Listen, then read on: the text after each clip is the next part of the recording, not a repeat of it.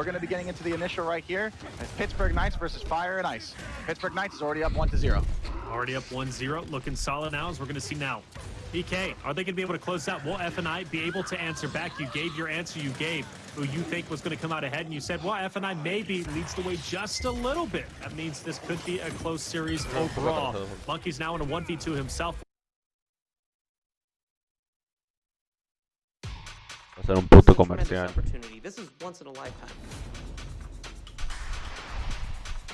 All right, guys, places, let's flow. Whoopsie. We haven't finished. Do you hear me? Está mi barba, papito. Está atrasado el stream. Este comercial dura 30 putos segundos, carnal.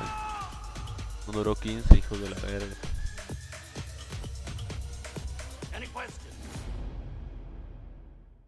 Beautiful job by FNI right there. Exactly what I was describing that PK ¿Qué está pasando? ¿Qué está pasando, homie? can do. FNI shows that they Gracias. can do it too. And it doesn't surprise me at all that FNI is coming out on Gracias, like I said, Jesucristo. I believe Gracias, it's top Jesucristo. 3 map for them. Top 3 map, and it's looking like it might be just that. Only person is Hytentus who's able to get one single kill during that last round. FNI popped off, and they are leading the way. Let's see if they can continue to get some more quick rounds like that. We're going to have the battle for mid taking place as Fiercely is going to be lancering over across for Crack.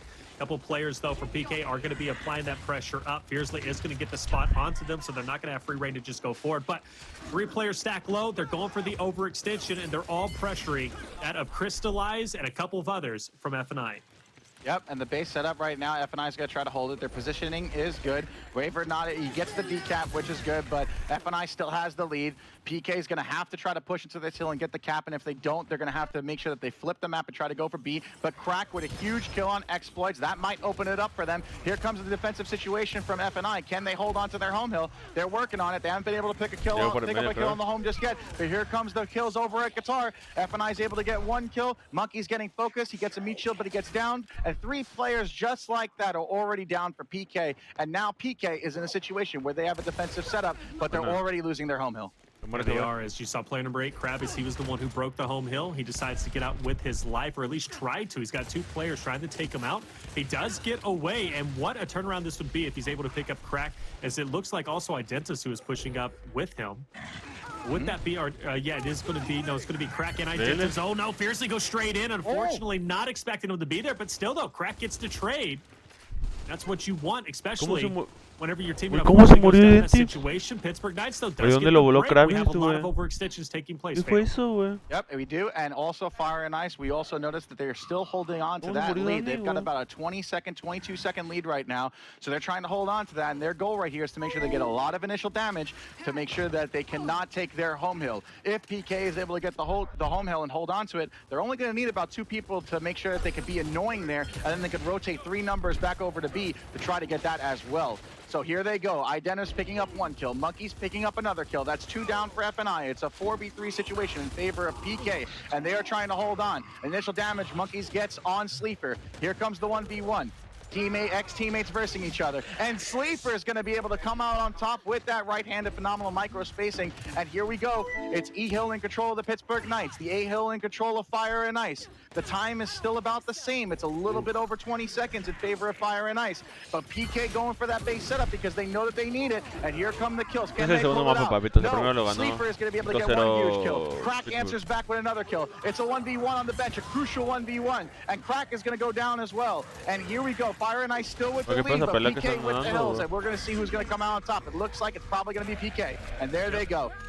A phenomenal job by PK right there. Yeah, Raver ended up hopping over on A, getting the break. A touch does come in by Krabbies, and now FNI, they only send 1 player out. It's going to be Sleeper trying to get a touch, but it's all for naught. As Pittsburgh Knights will turn that round in their favor. They tied up 1-1. Yep, and I see people in the chat going, you know, what is microspacing? I'll give you a little bit of education on it right now. It basically is describing the spacing between players. So let's say you have a 1v1 between 1 player and another player, and you hit the first shot and they hit the next shot, right? Well, you could describe that microspacing most likely as a 50-50 based on the positioning, right? When you get in a situation when, let's say, you hit 1 shot and they hit 1 shot, and they la encuesta, papito. 182 personas dicen que gana Piqué, 15 dicen que gana Fire and Ice, papito. 185 dice que gana Piqué, 15 dice que gana Fire and Ice. So it's just using the numbers to describe the odds of winning that fight. That's just to give you an idea of what I mean by microspacing. And I would say that was a 60-40 in favor of them right there.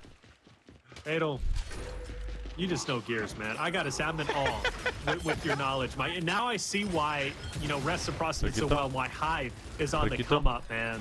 Yeah, you just know I appreciate the credit, but as I always say, I mean, the coach does have to put in a lot of work, and esports coaches may be really underrated in esports overall right now. But at the end of the day, it's all about the players, right? The players are the ones that are making the reason why you win and lose. I would never have 3 championships if it wasn't for the phenomenal players that I had the opportunity to coach, that were willing to get better, that were willing to make themselves get to that next level, that are hungry to win. A coach is only as strong as his players. So as honored I am, and as much as I appreciate the compliments and all of that, I do have to say it's nothing without the players. Man, one of the guys in chat says, Fatal already playing Gears 6. You know, it's like I'm in Gears 5 at this point, right? And you're already in Gears 6. I don't know, maybe even Gears 7. Like, you're already way above what's even taking place. Talking about microspacing and stuff. I got to say, man, it's great to have you on the. You haven't casted since what, 2013? That's the last time. Yeah, it's been a very long time since I've commentated, but I would definitely say that my experience coaching and being able to work with elite talent has been able to help me grow as a a person, and I guess you could say a leader in that type of sense, right? But here we are, Pittsburgh Knights, Fire and Ice. 2-1 in round count. Crucial rounds if you're Fire and Ice right now. You're already down in map. These initials are so crucial, Taylor, so let's see how they play out. This is definitely going to be taking place. PK trying to at least force back FNI. PK does have a lead. They took a very quick round, I would say, in the last one. So we'll see if they can maybe capitalize on that. To lead 3-1 into the second half would be hugely beneficial, and force FNI to maybe throw a drop shot down, maybe change the fight, if you will, a little bit to put the odds back in their favor. So I would say this is a must-win for the boys of FNI. We'll see if they'll be able to do so. Either way, all has been quiet on the Western Front. Nobody really wanted to push in.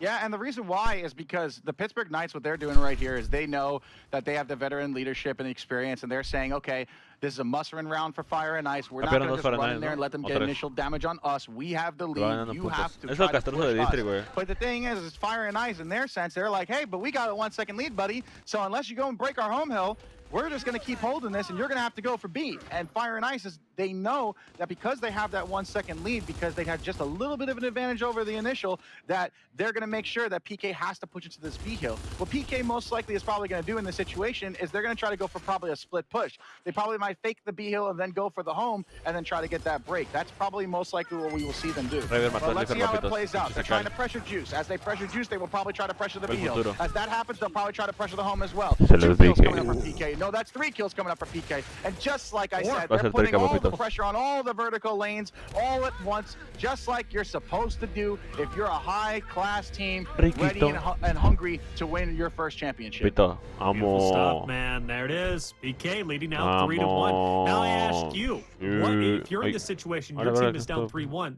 what's your answer in response to that? Fire and Ice is going to have to think about what they can do with the weapon placements to give them an advantage on the initial. As we can see right now, we see that it's stuns on both sides. It's a mirror match everywhere that we look. Fire and Ice already choosing to invest in more flashes, and it looks like, let's see, oh no, I'm sorry, PK choosing to invest in flashes, and Fire and Ice choosing to invest in the drop shot. This is exactly what PK wants right now. PK has a slight utility advantage to help them out because of the stuns that they have on the home hill. And this fight over at the over at the B side is going to be super crucial. So let's see who comes out on top. Idenna's pushing in. He's trying to get an X angle. He gets taken out by Fiercely right away. Fiercely doing a phenomenal job of dodging the stuns. But Fiercely is going to get taken out because Raver's going to get a double kill. Raver's going to get a triple kill and completely take over this initial. He even makes sure to get the recording in.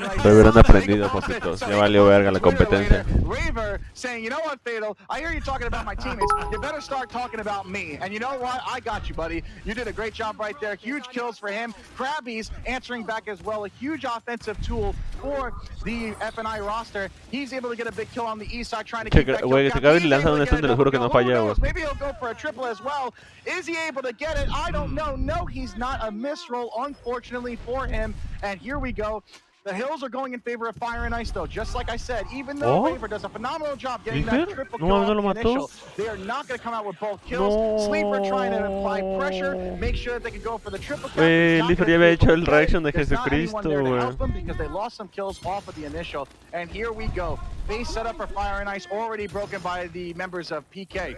PK trying to make sure that they hold this base setup. They're already in full control of the base setup. The opponents are already falling back at Qatar. They're falling back into the spawn, and now they're going to probably have to rotate, flip the map, and go for the homes. But if you see the LB from Monkeys right here, his whole team is already aware of this. They're already ready for the home push. They already have the initial damage and the drop shot set up, and PK with the 200 IQ plays already setting the pace. 5-0, 4-1, güey. 4-1, say it ain't so, yes it is. And my goodness, FNI not playing like the team that they were in the previous 3 weeks of Emergence days. Pittsburgh Knights is looking to close this series out with them, because let's not kid ourselves, right? Vascar ended in a 5-0. If Pittsburgh Knights can close this out, that's a 10-1 victory. Yeah, it's a huge... It's a huge statement right now for the Pittsburgh Knights. I mean, they've been doing phenomenal in the Latin American Pro League. All 5 of their players are very hard-working players, as you could see. They really know their team identity as well. It's something that Rick talks about when he's analyzing. He always mentions how a team needs to understand their identity, and Pittsburgh Knights understand their identity. They know how to be aggressive, they know how to be defensive, and they have very strong rotations, and they 100% are in contention for being able to win their first championship for this major coming up. But let's see how FNI answers back. They go for the drop shot. Exploits runs away. He gets away with his life. They're able to pick up 2 kills as well. So now they have a 4v3 advantage. And let's see, already across the map, Exploits is getting some nice pistol damage. Probably a little 30%er right there across the map to help his teammates. So let's see how it plays out. Fire and Ice with the base setup. They have the advantage. Can they close this out right now? Because it's a do or die round for Fire and Ice. Absolutely right. Fire and Ice has to kind of go to school uphill both ways at this point in time, right? They've got to be perfect and flawless, and that's, unfortunately, it is going to be a connection. Summons will drop, okay, so it's not exactly wasted. With that being said, still one more in the chamber that he can use. FNI does have the Lo que debe hacer aquí PK, homies, es no gastar tantas vidas, what is going to be their answer? Ganan 4-1. O sea, Dani ahorita tiene una vida. Tiene 2, perdón. Pero no se puede quedar en una, güey. O sea, si ya vuelve a morir, ya no debe salir. With that being said, PK, they've got a lot of lanes that they can attack, but right now they're in a 2v3, but I say that 2 players drop from FNI. Yep. As you say, that 2 players do drop from FNI. It's a 4v3 advantage in favor of the Pittsburgh Knights right now. Pittsburgh Knights also focusing on the objective, pressuring the E hill. They've got 1 person at bandstand, 1 person over at E. They're trying to pressure an extended setup as well, but they got to make sure that they stay up at E. And here's what I'm talking about. This is that push and pull. Most teams would try to go for the triple cap right there. But PK with a 200 IQ play, they get off of the E hill, they hold pocket control, they hold bandstand control, and they do a beautiful job getting initial damage to be able to get the kills at pocket. And here we go. Now FNI has to respond, and FNI, the only way that they can do so is pressuring the home hill. Here comes Fiercely, gets a huge kill, gets another kill. Fiercely with 2 kills back to back, and here comes FNI already trying to secure the home hill and get a home hill set up to maintain their lead and take this do or die round. It's a big moment for FNI. DNF locked in. They've got the point lead. Pittsburgh Knights now asking themselves, do we want to respawn? Do we want to continue to throw lives away at this? Because we are down a considerable amount. We have to try and recover that. And it looks as if, a lot are going to stay at 0%, and that is going to be at least a victory for FNI. So that's a start. Being up 4-2 as a missed drop shot comes in. Identus will stay up. They saw him dance, and they tried to punish him. But mejor para Nice el 100%, right? Destiny is like, no, you're up 4-2, Danny. You could live this time. Enjoy your disco dance. Did you see the moments earlier? It o sea, les prometo que si Elifer no hubiera estado ahí, muchas cosas no hubieran on tracks where one was discoing, and he just absolutely got ran through. I forget who it was, but I think it was Demon who ended up coming in and just absolutely chunking that player. Elifer siempre jugó bien. It was pretty hilarious. To be honest, in that matchup, honestly, the MVP I would have to give to Krabby's with that FNI versus Rebel matchup, because he did such a good job of being evasive, not taking too much initial damage, breaking that E setup, and picking up multiple kills.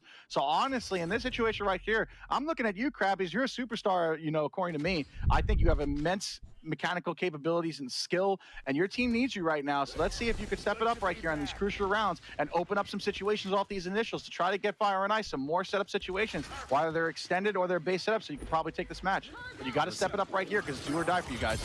This initial is going to be incredibly important. Identus does get that early damage onto Exploits, but forced to back off. The stun's in effect, and FNI now starting to collapse down. That's going to be 3 who drop, make that 4. Monkeys now last up in Sleeper. He'll take that drop shot in his hands. Monkeys has been spotted. Gets out with his life, but that's going to give enough time for PK to respawn back in. But a solid initial for FNI. That's what they need. Yeah, beautiful initial. Obviously, it's unfortunate for Raver. You know, I gassed him up before, but he had a team kill right there. His shot placement was perfectly fine, but Dennis went for a wall bounce, trying to pressure the baby steps as well. So here we go. Monkey's getting a great kill in the middle. He's trying to stay up. He's going to be downed. Are they going to clean up the kill? Yes, they are. Base setup still in favor of the Pittsburgh Knights because they were able to get that retake. So phenomenal job by them. Fire and Ice, even though they win the initial, they don't have the advantage right now. Pittsburgh Knights, they've got the time advantage, right? They were able to counter the initial that FNI was able to run right there. So even though FNI gets the kills, they don't come away with the hills. And here we go. Pittsburgh Knights holding this base setup. FNI on tournament life point right here. Tournament life point, match point, series point, whatever way that you cut it. PK has that lead. FNI now, that initial was great, but it seems like mid-game, they need to start stepping it up. And right now, they are starting to fall behind. And PK is feeling that much more confident, you would have to think. A lot of battles taking place between the transitional point of the home hills. And it looks like FNI is slowly starting to win those fights. And as Monkeys does fall, the door is wide open. They're going to be on Delta. Yep, and what does that like contribute to, right? Like when you think about it, how is PK able to pull this off so consistently? How are they able to make sure that they stay up and they get the advantage? The big reason isn't just their mechanical skill, which is obviously world championship caliber, but it's also because their communication, right? It's their rotations, it's their understanding of, hey, if the initial doesn't go right, this is what we're going to do next. And they understand each other, and they're a cohesive unit right now, working together to maintain the control of this base setup. Beautiful bait switch right there by Raver and Identus. They're able to pick up another big kill. Here comes the initial damage, a beautiful focus angle trap over at the T side, and it looks like PK is going to be able to run away with this one. Can they make it in time? One person is there for the decap. Can he get the kill? No, the chainsaw is there, and it's even out of the hill, so even the chainsaw positioning is absolutely flawless, because if he chainsaws them in the hill, they don't get to start capping, but he chainsaws them just outside the hill, uses it perfectly. Here we go, Raver going off once again. He says, Fatal, I might have gotten a team kill before, but I don't care. I'm going off. I'm going to control this for my team. Wolfpacking, chemistry, initial damage, just so many good things we see from PK right here. And FNI is not going to be able to beat the UIU and reciprocity record. They're going to tie those records for Gears 5 going back to back.